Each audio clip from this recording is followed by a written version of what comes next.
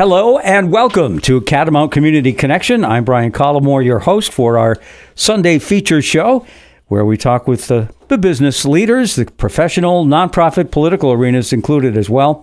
And our program is brought to you by the Rutland County Agricultural Society, which has brought you the Vermont State Fair at Rutland since 1846. We are just through celebrating the 178th year of the fair.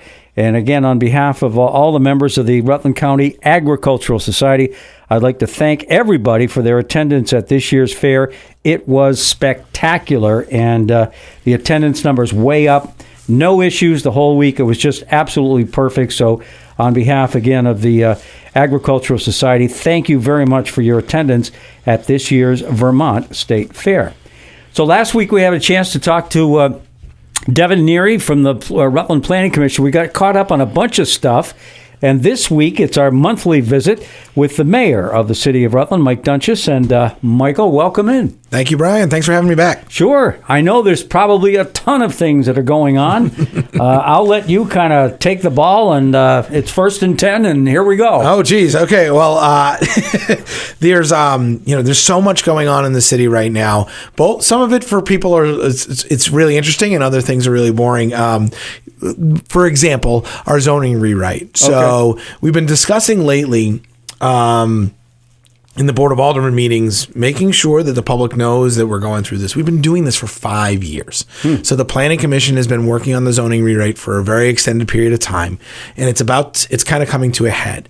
And what that means is they're almost done with their tasks, and it's time for the board and the public to start commenting on these zoning changes that we've looked at.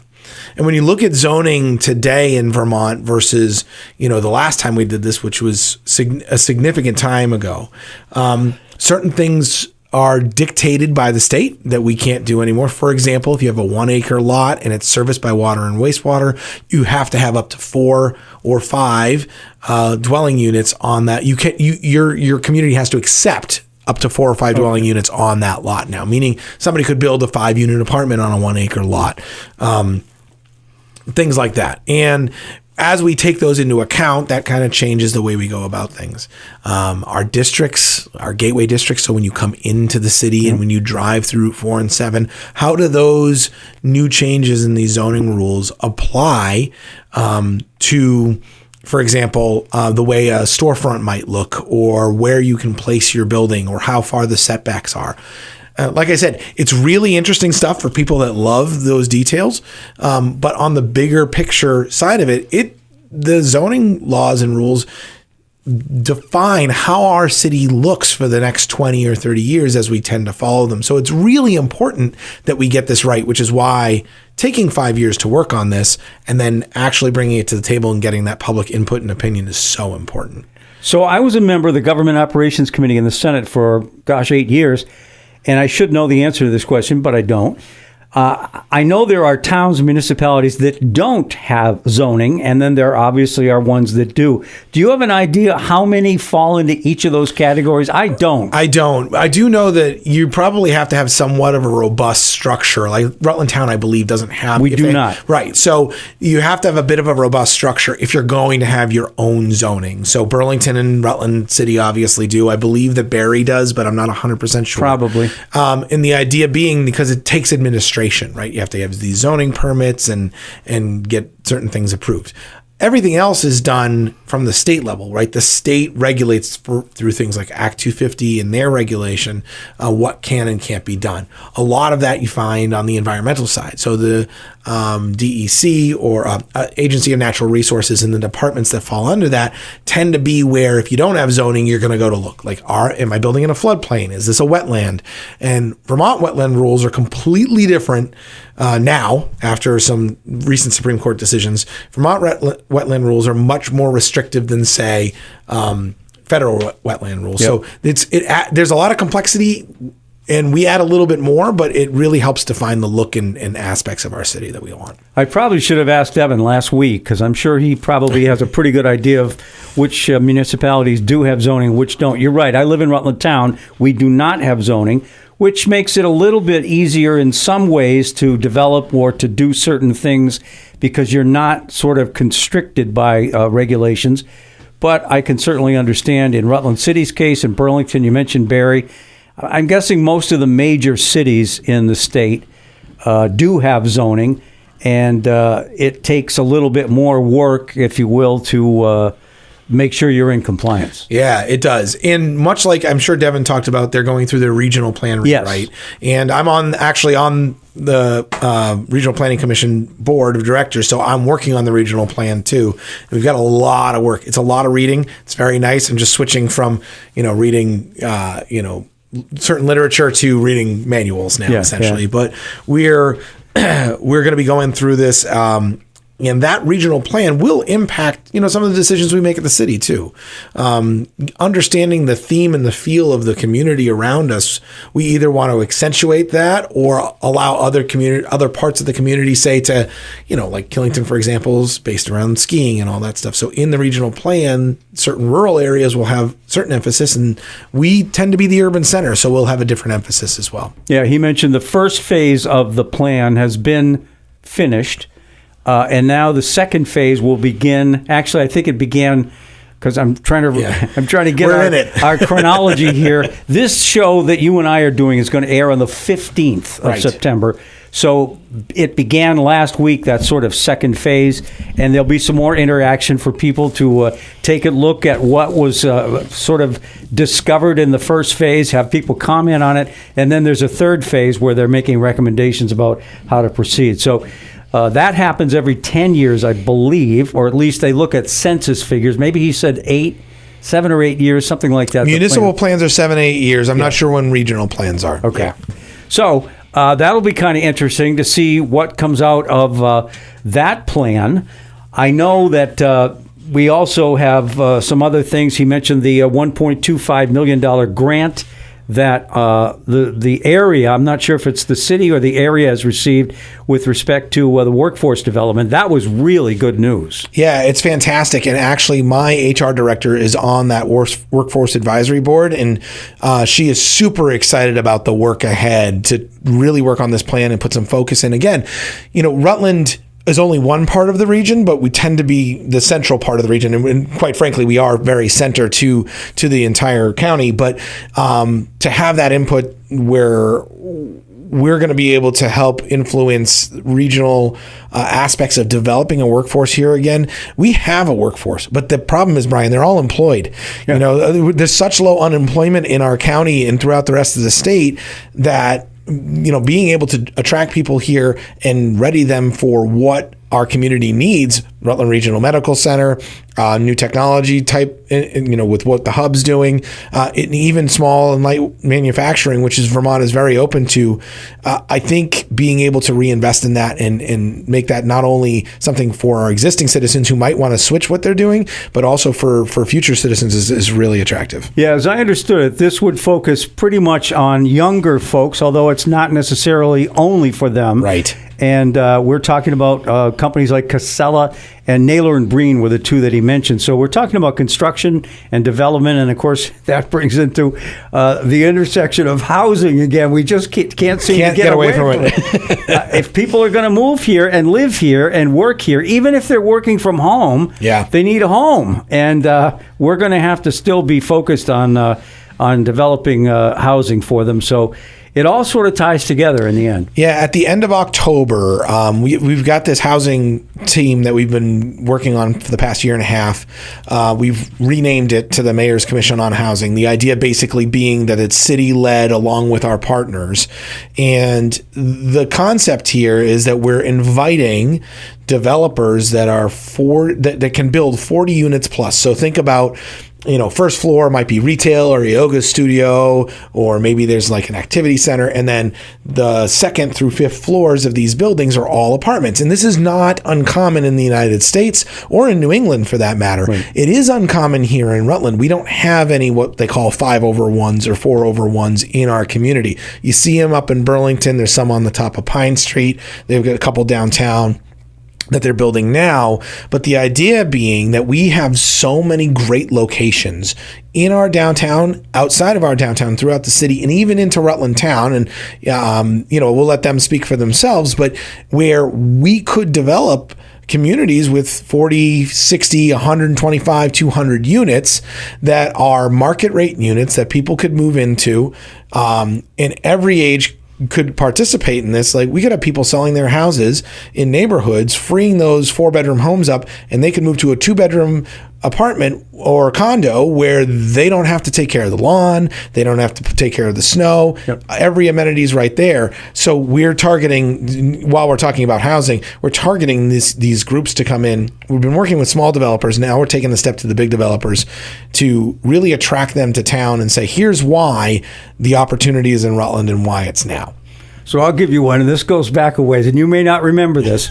Sigali's, which was a restaurant bar type establishment right on Center Street in downtown Rutland, and there was an apartment above that because I used to be able to have some company. Was that your apartment? No, it wasn't mine, but I knew the person that Nice. lived there. And then there was another thing that I believe it was Bob Shannon, who used to run the movie theaters, owned this bottle club up on the second, or maybe it was even the third floor of what was known as the Richardson Building. The Paramount has since contracted to take that over and do some development. But so that was another example of retail on the bottom. And, there was an Army-Navy store, there was a book club or a book store, restaurants, all that kind of stuff. And then above it were residential opportunities. So that's good to see it coming back. And yeah, I can remember those days. They were fun. And it's interesting because you talk about those days, but the population in Rutland was higher then than it is now. Also, you didn't have, the same, retail's changed. So when we look at filling downtown stores, we don't just look for retail, we look for experiences, because retail now is Amazon online, Walmart online. Not necessarily brick and mortar. Exactly. So it's changed. So we have to adapt to that. And we see that. We've seen stores become places to come hang out, or they're things like the plant shop or the toy store, like the toy store downtown. They don't just sell in that store, and it's great that it's there, but they also sell online. So, having that relationship with on both sides has been helpful. But those experiences, like a tattoo shop or a nail place or something that you need to be present for, is what's going to fill these spaces in a different way. And as that population begins to grow back again, you'll see this demand for those at a higher level than even exists right now. Yeah. Okay, well, that's one thing. And Devin was kind enough to bring us up to date on Act 181, which is the so-called Act 250 bill.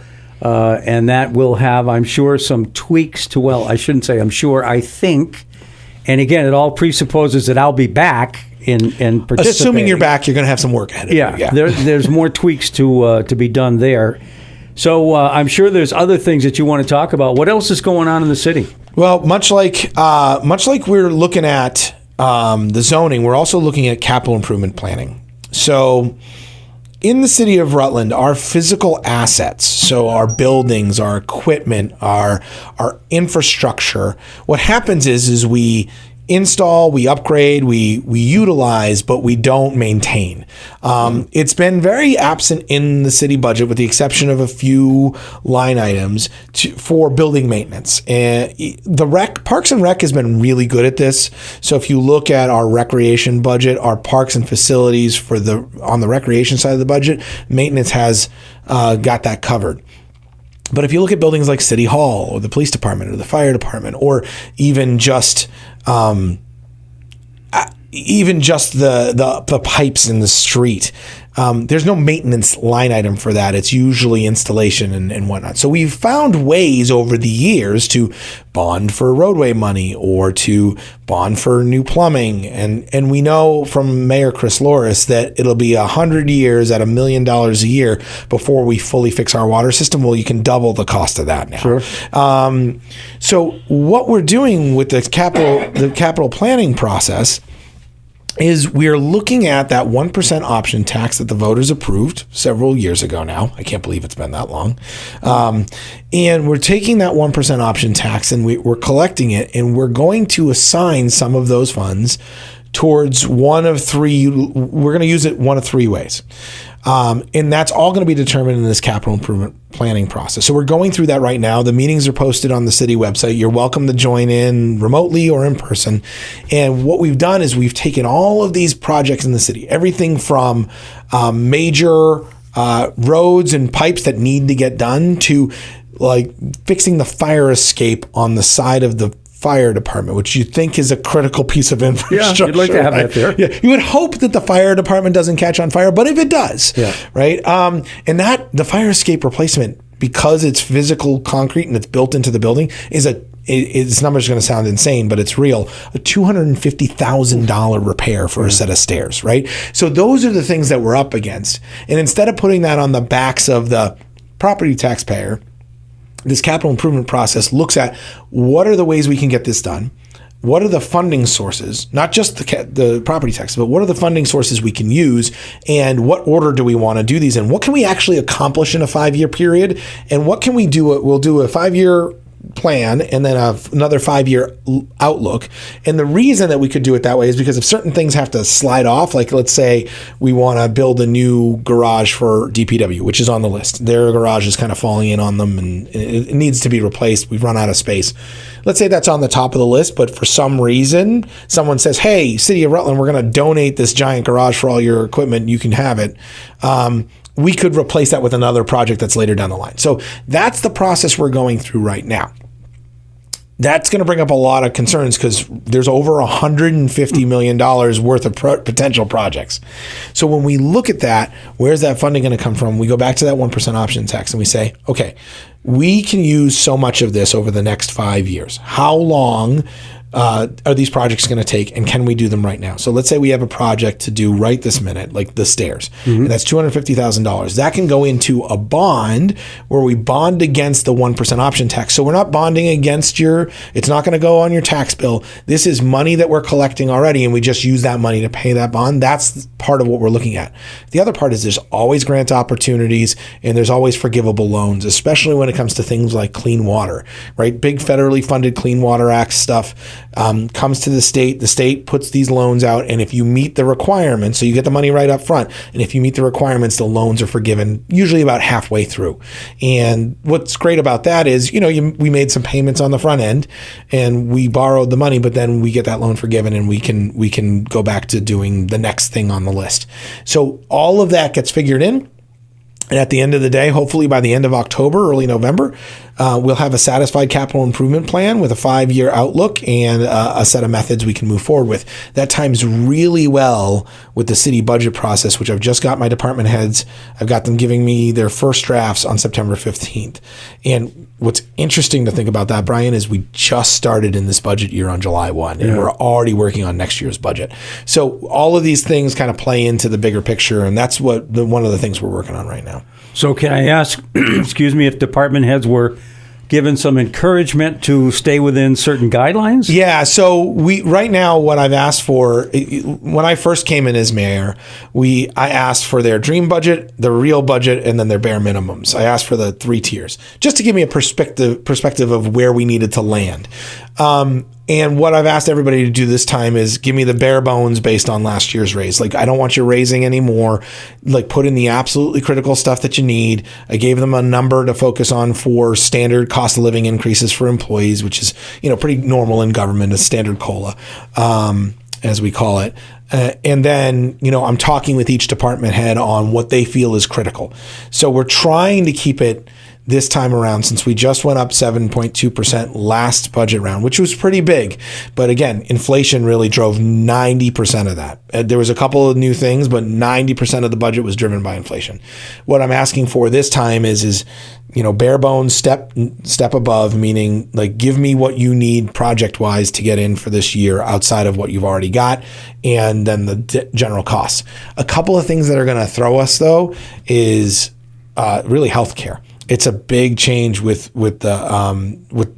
I forget the name of the entity that just approved Blue Cross and Blue Shield's raise. It's the Health Care Board in Vermont. Yeah, basically Green Mountain Care Board. Yeah, Green Mountain Care Board. Thank you. Green Mountain Care Board, not for our level, but for private level, just up double digits. Yep. So that means when it comes to us, what we're going to have to carry on the city's shoulders, we'll probably be looking at something between 8 and 10%. That's a big lift. That we don't want to have to pass on. So where else can we cut? And that's the other side. What can I cut that we weren't able to last year for whatever reason? And what tough decisions do we need to make? And you hope it's not, around personnel. We're pretty shoestring. That's the problem that we have is Rutland's already kind of run on a shoestring budget. We talk about those maintenance things that don't get done.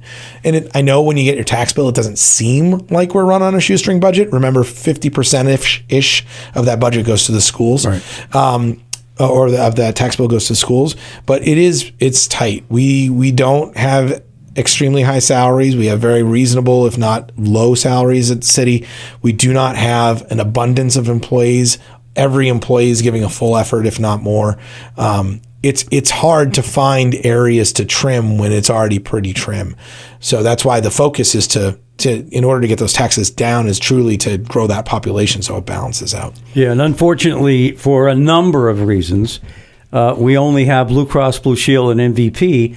And it would seem like if the capitalist system works, the more insurance companies you could draw into Vermont, the lower the rates could be because there'd be some competition. Unfortunately, that isn't likely to happen. And the two that are here now are both making, cases for them not making a very good profit. So that sort of is all messed up, and that's all on the municipal side, as you point out. And then, of course, the other thing that really has awakened quite a bit of angst in the constituency is the education part of the tax. And I wish I could tell folks that I think next year will be much better. I'm not going to say that because I don't think I think it's going to be the same, if not worse, in terms of that as it was this year. We don't have any structural changes lined up, and that's what we really need to start thinking about if we're going to fix the educational problem. I agree, and I hope when you say structural changes, you're not just talking financially structural. The system itself, the Vermont educational system itself, has got a lot. Because of how rural we are and because of how spread out we are, there's a lot of school systems in the state. I think the example that past representative and alderman Kupali uses all the time is New York City's school system has one school system with more students in it than all of the school systems combined in the state of Vermont. Yeah. And what that means is that you've got administration everywhere, you have buildings everywhere, with those buildings come electric bills and heat bills, and and I'm not suggesting that we start eliminating buildings and administrators. What I'm suggesting is we need to take a long, hard look at how we educate in the state. Not necessarily from a curriculum standpoint or how many teachers per student, but from a structural standpoint of how we're divvying up the load of work amongst these different municipalities. Obviously, just like everything, locality is important, right? How long it takes kids to get to school. What's the audience that you're teaching? What do they need to learn? I remember moving from Massachusetts when I was a little kid to Vermont and having Vermont history as a class. That was the coolest thing ever. We didn't have Massachusetts history in Massachusetts, right? So there's things that we want to keep and flavor, that local flavor that needs to be had. But systematically, we need to look at the way the school systems are structured, just like we try to look systematically at how the municipality is. Yeah. And with each layer of administration comes additional cost, and there's just no way around that. So, it's also a fact that, and I lived for quite a while, 25 years in West Rutland, and the folks that live in West Rutland love their school. They don't want to change it and merge with somebody else. And I understand that. And I don't know what the solution is. Maybe the formula for financing our educational system has to have a real serious look. People have made pretty good cases for making it income-based rather than property tax-based. And I'm sure there's a study underway, or will be soon, with a bunch of people much smarter than me, who will come probably with some at least suggestions as to how we start to really undo that. Yeah, one of the other suggestions I heard, and it's very, very early stages, like just like still at UVM, like they're still thinking about this from is something called a land value tax instead of a property tax. And land value says based on your acreage and the position of your land, that's the value, not based on the home and the assets in the piece itself. Lots of interesting discussions on how we do that, but I do think structurally we need to look too, just like I would hope, any administrators looking at their organization, if you think on the business side, and that's where I come from, if you've got, I worked for a major corporation is based out of San Jose. 72,000 employees, 84,000 employees, depending on the year and what they were doing. And they would look at their business model and say, okay, this arm doesn't do the same business that it used to. We need to restructure. And they would minimize, shrink, or eliminate that arm. And those employees would shuffle to a different arm of the company. Sometimes some of them went to other companies. But you need to make those decisions based on where your business is going. I understand government's a little bit different, but at the same time, that efficiency, looking for those efficiencies shouldn't be set aside just because we collect taxes to pay for those things. Very true. We're talking to Rutland Mayor Mike Doenges, and we will take our first break here on Catamount Community Connection, and we will do that and come right back. We're back on Catamount Community Connection, our show brought to you by the Rutland County Agricultural Society, which has brought you the Vermont State Fair at Rutland since 1846. Again, thanks everyone for attending this year. I know there were people that, for whatever reason, over the last few years had not been coming. And I spoke with Robert Congdon, and he said what he really noticed was a lot of those faces that he hadn't seen for a while, they were back. And so everything just was perfect. The weather could not have been better. There were no incidents that I can remember that were of any real consequence. Merit. Yeah. And it was just great. So everybody, thanks for the fair. We're looking forward already, believe it or not, to the 179th fair coming up next August. We're going to have to do something big for 180. That'll be great to do that in Rutland. I'll tell you, just to stay on the fair for a second, Brian, I went this year, I go every year, and I went this year again. And we went on, actually, I ended up going on the last night, just had a lot going on. And they had the big concert, and it was packed, and people were having a blast. The traffic was flowing throughout the whole thing, like people moving around. It was absolutely phenomenal. The old days. And the energy was there. And it's interesting because I do think COVID really drove people to not go out as much. And I think the cobwebs, I know it's 5 years out, but or 4 years out, but the cobwebs are shaking off and people are going back out. They're realizing they can go for those experiences. And I don't think as much, I think in recent years, it's not as much fear of getting sick or whatever. I think people got into routines of staying home more, right? Yeah. And it's hard to break those routines. So it's great to see community come back together. We would have, as this is airing, just announced the rebuild of Main Street Park. We did a groundbreaking on the morning of the 9th for Main Street Park, and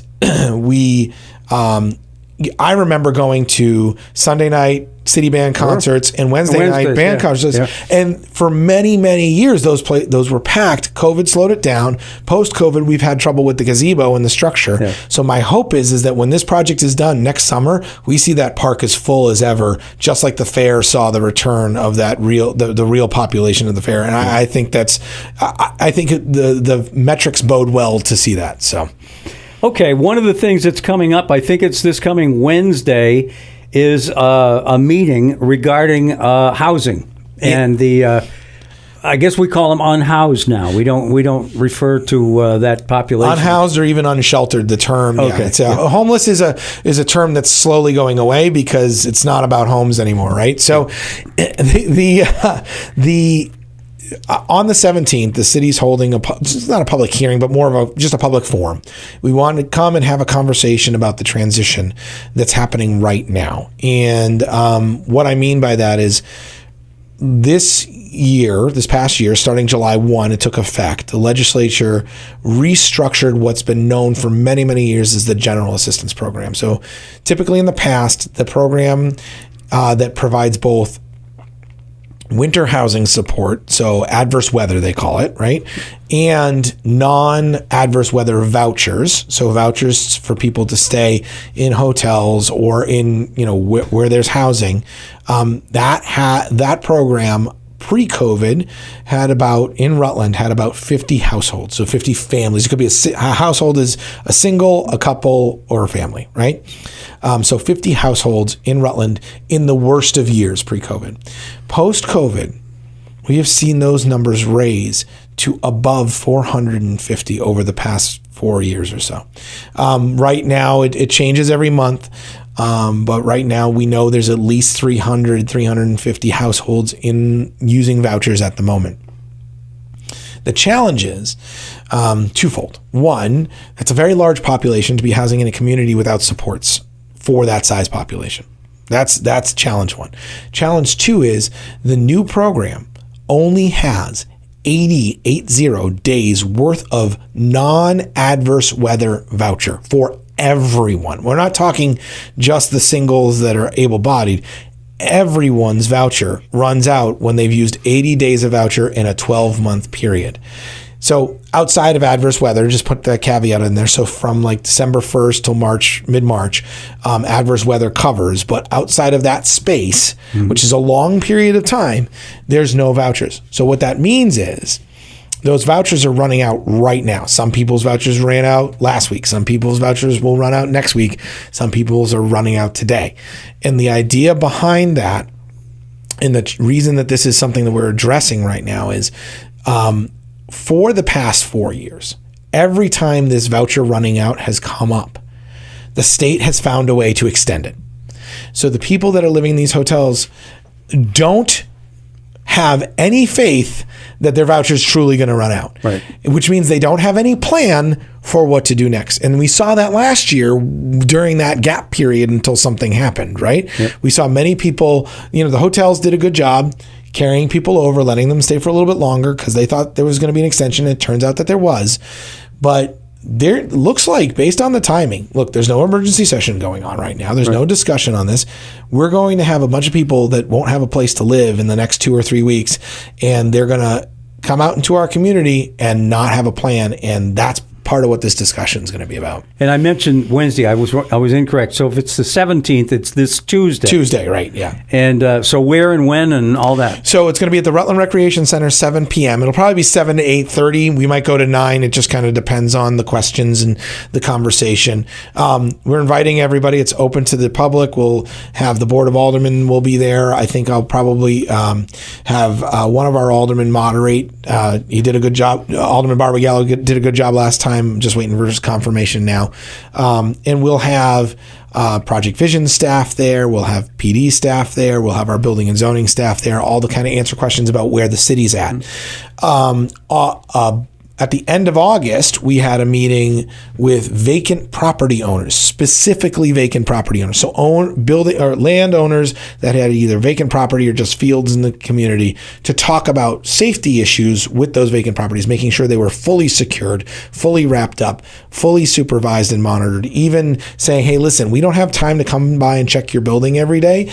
Please do that on your own, but we will come by and tell you how to get this thing secured and what you need to do to make that happen. Because what happens, Brian, is when people stay in these vacant properties, we don't know that they're there. Right. And there have been major incidents and issues, fires inside of the Linda Lee building, overdose deaths in other vacant buildings. We don't want that happening. It's a major negative impact in our community, and it's not good to have somebody. It's already good not having somebody abusing substances, but when they're doing it in a place where we can't find them, there's a potential loss of life there. So lots of things to consider in this process. And you move one piece on the chessboard, every other piece is moving. So we have to be very careful about what we're thinking about here. Okay. So Tuesday at the Rec Center. 7 p.m. Yep. Trying to think of other topics that have come to mind here. We at some point probably want to talk about the road. Let's do it. We haven't had a chance to do that. As we record this, and again, I got to warn people, Mike and I are recording this on Friday, the 6th of September. So it's been in effect for 2 weeks as we record this, in essence. It started a week ago from Monday. Yes. I got to tell you, I haven't seen major problems. So we haven't either. And we're supervising and monitoring it. We have seen some minor ones, and we should really talk about those. I'd love to go through them and talk about what we're doing to remediate them. But we haven't seen major ones. Okay. One of the things that comes up in the conversations, whether it be on Facebook or in my email box or my voicemail, or if I talk to people on the phone, is accidents. And this time, as we're recording this, at this moment, there have been 2 accidents in the reconfiguration area. So on North Main Street and on Woodstock Ave. And actually, both of those accidents have been on Woodstock Ave. And both of those accidents were not related at all to the reconfiguration. One accident was a red light runner down by the school. Excuse me. And then the other one was someone not paying attention and rear-ended a vehicle in front of Dunkin' Donuts. And both of those were confirmed by our police department to be the only 2. I confirmed this before I came on the show just to make sure I didn't miss any. To be the only 2 accidents, and both confirmed to not be due to the reconfiguration. And why I think that's important to mention is because on day one, there's people saying there's already been 3 accidents. Well, that's not how this happens. There was one fender bender, again, that I saw, but no police involved, and it wasn't related to the reconfiguration. Again, somebody wasn't paying attention. The number one thing that I think people are truly concerned about is congestion, additional congestion. The positive feedback I'll get to in a minute, but I do want to address kind of some of the I wouldn't call it negative feedback because it's good. It's feedback either way. But congestion issues, for the most part, occur in 2 locations. At the Deer Street, Lafayette, Woodstock Ave intersection, there, over by Beauchamp and O'Rourke. And then the other location is Crescent Street. So we're monitoring all locations, but those 2 seem to be the biggest challenges. So let's talk about how we're working to fix those particular challenges. On Crescent Street, the problem is the way that the light functions. Okay, so I could have 50 cars in either direction on North Main Street driving down. If you have one on Crescent, there you go. If you have one on Crescent, the sensor tells the light, hey, I've got a request. Can you change the light? And the light basically in the program, I'm making it simple, but the program says, sure, I'll change the light. Well, that worked fine, I guess, before, because you could queue up 2 cars side by side. We're not queuing up any more cars. The light timing hasn't changed. It just looks longer queues now. So what we said to the state is, can we just change that so that Crescent Street can queue up 3 or 4 or maybe 5 cars before the light changes? The answer is simply yes. So it'll take a week or so to get that changed. Actually, may even be done by the time you're listening to this. And what that'll do is that'll keep the traffic flowing at the Crescent Street intersection with the light, and in all honesty, should cause less of a problem. Even the left-hand turn on a Crescent Street has been pretty smooth, which usually is one that's taken forever. So because the traffic is flowing at 35 miles an hour, people can get in and make their turns. There's a predictability to getting through that traffic now that wasn't there before, and it keeps things flowing quite smoothly. So we'll fix that light timing. The other light issue, like I said, is over on Deer Street and Lafayette. And it's also a left-hand turn issue there. So turning left onto Lafayette, we're getting concerns because that left-hand turn signal used to be part of the cycle. Every other cycle, you would get a left green arrow, whether someone was on Deer Street or not. So in the reconfiguration, they took that left-hand turn arrow out unless you're coming from Deer Street and kind of need to do that S-curve through the 2 intersections. Right. So there's still an opportunity to take those lefts, and you can still get in the left lane. It's a dedicated turn lane, so you're not holding up traffic, which is great. But because it's a dedicated turn lane, they didn't give it a dedicated light cycle because they want to keep traffic flowing in both directions. So we're researching that, trying to figure out the best way to handle it. We don't have an answer for that one yet, but it's being looked into. Some of the other problem areas, you know what I thought was going to be a problem that isn't, and I'm going to call this out. The school. The high school. Yeah. It hasn't. I've been out there every single morning for the past 2 weeks during school hours. And in the mornings, there's no more traffic than ever before, and it's actually flowing quite smoothly. So thank you to those who are driving, and thank you to the sheriffs who are directing traffic. It's working great, and I just, it's quite smooth, and I don't think there's any more delays. I talked directly to Principal Schillinger because there was a concern that a couple of school buses were late, and I asked him, I said, were there late school buses at all? He said, no one's been late. Students are getting here on time. Parents are happy. Leaving the school, on the other hand, there is a bit of a delay delay. So we've asked the state to, on the Woodstock Ave Stratton Road light, we've asked them to extend the timing on the green at between 2:50 p.m. and like 3:20 p.m. to make that a little bit longer so people can get out a little bit easier. So hopefully we can fix that. And that's been a problem for years, but we just figured we'd take care of it now while we're at it. One of the other troubled areas is when you're coming through past Starbucks and you're headed north on North Main Street. It's been 2 lanes there for a long time, and the left-hand turn lane goes from being a regular lane to immediately being a turning lane onto Kendall. Now, we added the turning lane. I'm telling you this because it's an interesting story. We added the turning lane onto Kendall specifically for the school. That's the bus route. We wanted a dedicated turning lane there for safety. It wasn't in part of the original design. What didn't happen, though, is a plan to how to tell people there's a turning lane there. And the engineers at the state, we're working with them actively to design that so that you either merge sooner or you have some form of indicator to know that lane ends as a travel lane and turns into a turning lane. And we should have that done in the next few weeks as well. Okay. So these are there's more that we're monitoring, but these are some of the major issues, I'll call them minor issues because they aren't really major, that we're adapting to. There are no major issues that we've identified yet. And on the positive side, Brian, and I'd love to get your feedback on this too. People say it's a comfortable drive. They don't feel like they have to jockey for position. People are going the speed limit for the first time in 10 years on these roads. Somebody's posted something about why didn't they lower the speed limit? The speed limit on these roads were already 35 miles an hour. People were going 60, 45, 50. In that range. Now they're going 35 miles an hour, and it's working in that respect. So yeah, the only thing I can say, and I was one that would have voted no, and I didn't make any secret about that if I was one of the 3 votes, was that it probably is going to take you a little more time to get from point A to point B if you're using that single lane, either North Main Street or Woodstock Ave. But, in your whole life, how much is 15 seconds, And that's about what it probably amounts to by the time I used to always get a kick out of when it was 4 lanes, and some guy would just come barreling by me, and then I'd see him at the light. Anyway. Right, exactly. And that's usually the way it is. Yeah. One of the other things that I think I've seen, and I'm assuming that I'm correct on this, on both Hillside Road and also on Stratton, there are traffic counters now. Yes. Where there wouldn't, and I'm assuming you're doing the due diligence to say, look, even the side streets aren't really feeling the effect here. Well, and maybe they are feeling the effect. I want the data to tell us, and that's what we're doing. So last year, at the end of September and through all of October, we monitored all sorts of different side streets. And we're doing this with Devin's team at the Regional Planning Commission. They're the ones with the equipment, and they're the ones with the software to process the data. So they put them out. So I mentioned this again to their traffic manager, Ethan, or their road, he's kind of in charge of transportation, and asked, can we do this again? So we put them right back out. So we're going to do like for like. We're going to get as close to we can week for week. So like the first week in October, 2nd and 3rd, we're monitoring the same roads as we did the 1st, 2nd, and 3rd weeks of October last year, right? So that we're trying to get close. It's not going to be directly apples to apples. We know it's going to be an earlier foliage season this year because it got cold faster, and there are going to be a couple of things that tweak, but we're going to be able to get pretty accurate data.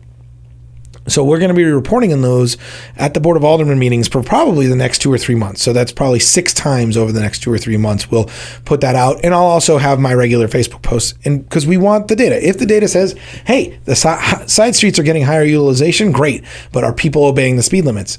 If they are, awesome. If not, then we need to make adjustments. We need to look at how we're going to do that on the side streets, and there are great ways to do it. The second thing we're going to do is we're going to use a piece of software called NRIX, or it's actually a platform. And this platform has existed, and transportation professionals have used this for 20 years, right? NRIX collects cell phone data. So it has your GPS and cellular location based on data that they collect every day anyway, from Google Maps and Apple Maps. And what it will allow us to do is to say, hey, from Rutland High School to City Hall, what's the average trip time for the last 2 or 3 years? Maybe it's 3.5 minutes. And then we'll compare that to the average trip time now, post road reconfiguration. And we'll see that variance. So that 15 extra seconds that you talk about, we'll be able to get that on the average. We'll be able to pull the average, the mean, the min, the max. We'll be able to pull all that data and say, here's the real variance. On the worst case scenario, it's an extra 45 seconds. On the best case scenario, it actually takes less time, which is very possible, depending on the time of day. But at the average, it's X amount of seconds longer or shorter. So we'll be able to look at that, and we'll also be presenting that, because everybody's going to look at this and say it's a success or a failure based on their own eyes. I just want the data available so people can make that call based on their perspective. Okay, that's fair. We need to take another break. When we come back, probably got 10 minutes left. So whatever else you would put down on your notes will be great. Awesome. And we will continue with the mayor of the city of Rutland, Mike Doenges, and Catamount Community Connection in just a minute.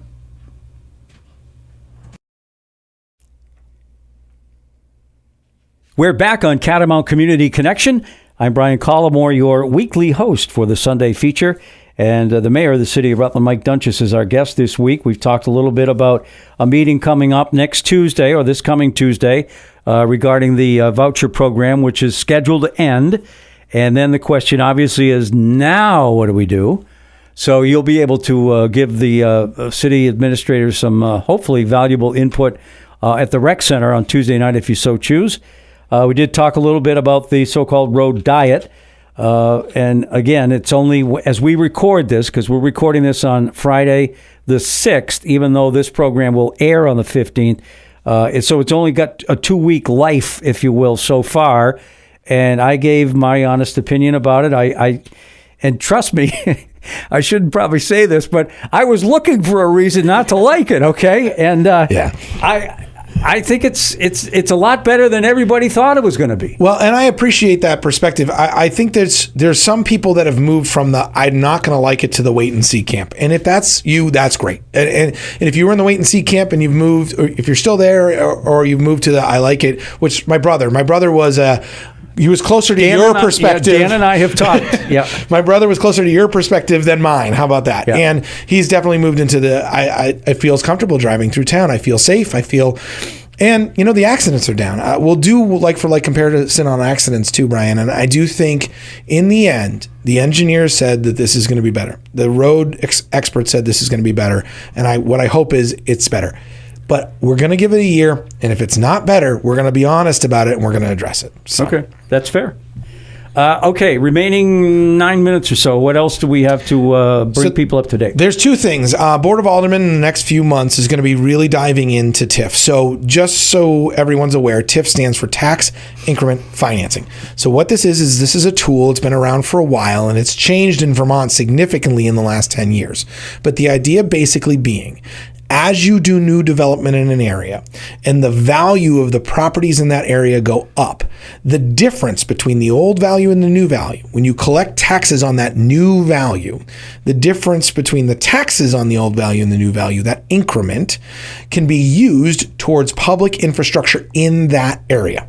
That's the cut and dry. That's how TIF works. That's a great explanation. Thank you. It's taken me 2.5 years to get to that version of summary. But we're looking at doing a TIF district that covers some of North Main Street, up by the old beverage center, and down West Street and throughout downtown, and then out kind of State Street, Columbia and Ave area. It's going to be an interesting shape, but our TIF district will include some of the most undeveloped or areas that need the most redevelopment areas in the city. Okay. We're aligning projects. So in order to get a TIF district from the state of Vermont, you have to have projects lined up and maybe not ready to go, but close to ready to go.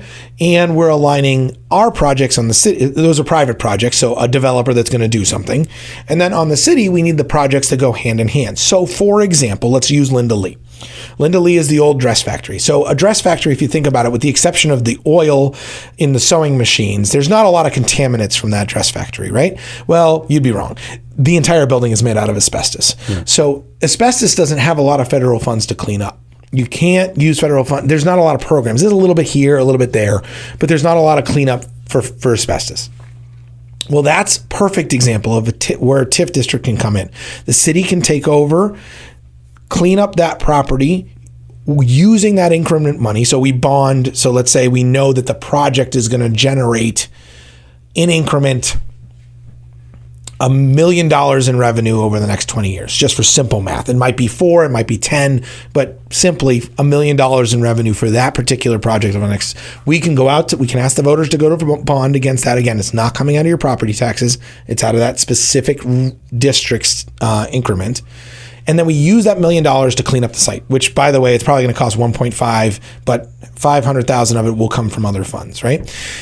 Then we can clean up that site. Then that makes that site buildable and ready for a developer that has identified that project to come in and build on that site. So it's that we've been working on for the past 2 years, lining all this up, getting everything ready to go. So the next few alderman meetings, you'll hear about this. It's going to go to committee. We're going to have those discussions in committee so people can come and listen and understand the process and how it works. We have a team that's going to help us get the word out. Public participation is absolutely critical in this process. We cannot do it without. And getting the word out about what we're going to do in Rutland and how we're going to do it with the TIF district is really important. So heavy duty work on that right now, and you'll be hearing that coming as we go. Okay. So. How does Act 250 intersect with that? Is that in Act 181? Does that the changes in Act 181 allow us to do more within the TIF district? There's no direct correlation in this point. There was going to be, and it was actually going to hamstring some of what we wanted to do, but that was pulled out early enough that it didn't end up making the legislation. So we want to keep TIF a little bit flexible because there was at one point, Brian, there was legislation, there was language that said if you do tax stabilization and TIF together, you can't have that. You can't do it. That got fixed, thank goodness, because you can still collect an increment. Tax stabilization lasts 5 to 10 years. You can still collect increment in that time frame. It's just the math that you have to do and get it correct. Okay. So the other thing I wanted to talk about, well, 2 other things, is we put out a couple RFP, or the board gave me permission on 2 RFPs. One for Center Street.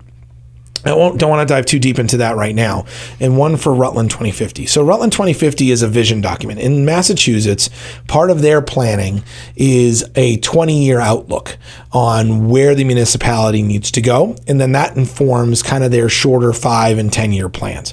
In Vermont, we don't have that. In Vermont, we have 8-year municipal plans, just like the regional plan. Every 8 years, the municipality works on what their 8-year outlook and path forward looks like. And everything is based on that 8-year municipal plan.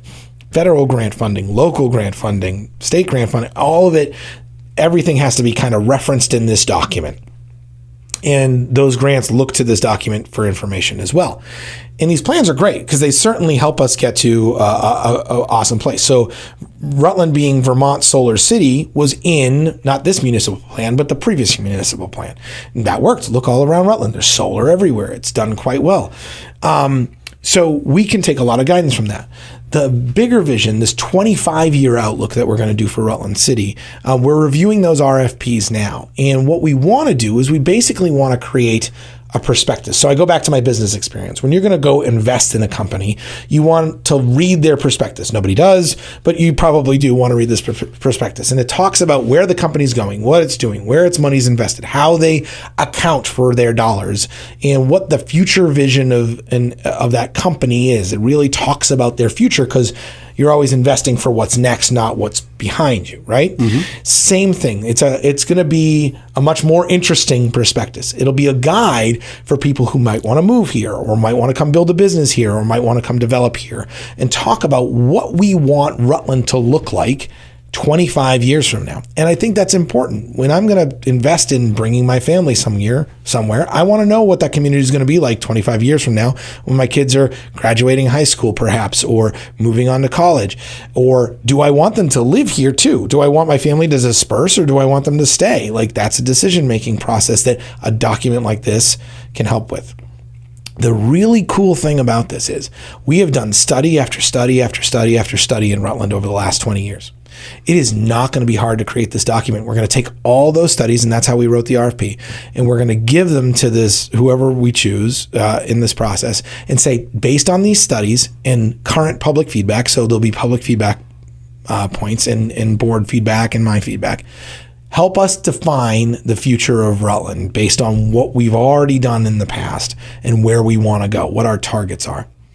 And the really interesting thing about the timing of all this is 3 of those 8-year municipal plans will fit perfectly inside of that 2050 document. So we can actually say, high level, here's our 2050 vision, we'll call it.